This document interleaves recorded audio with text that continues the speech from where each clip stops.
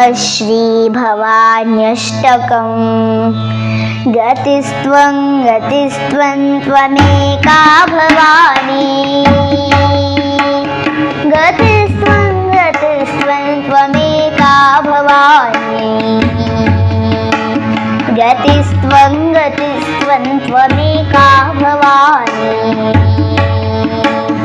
न तातो न माता न बन्धु न दाता न पुत्रो न पुत्री न भृत्यो न भर्ता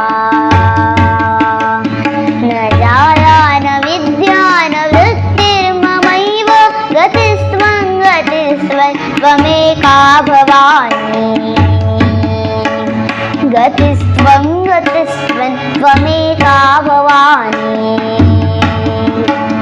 भवाब्धावपार महादुःखभीरु पपात प्रकामी प्रलोभि प्रमत्तः कुसंसारपाशप्रबद्धः सदाहं गतिस्त्वं त्वमेका भवानी गतिस्त्वं त्वमेका भवानी न जानामि दानं न च ध्यानयोगं न जानामि तन्त्रं न च स्तोत्रमन्त्रं न जानामि पूजां न सन्न्यासयोगं गतिस्त्वं त्वमेका भवानी गतिस्त्वं त्वमेका भवानी न जानामि पुण्यं न जानामि तीर्थं न जानामि मुक्तिं लयं वा कदाचित् न जानामि भक्तिं गतं वापि मातर् गतिस्त्वं त्वमेका भवानी गतिस्त्वं त्वमेका भवानी कुकर्मी कुसंगी कुबुद्धिः कुदासः कुलाचारहीनः सदाचारहीनः कुदृष्टिः कुवाक्यप्रबन्धः सदाहं गतिस्त्वं त्वमेका भवानी गतिस्त्वं त्वमेका भवानी प्रदेशं रमेशं महेशं सुरेशं दिनेशं निशीथेश्वरं वा कदाचित् न जानामि चान्यत् सदाहं शरण्ये गतिस्त्वं त्वमेका भवानी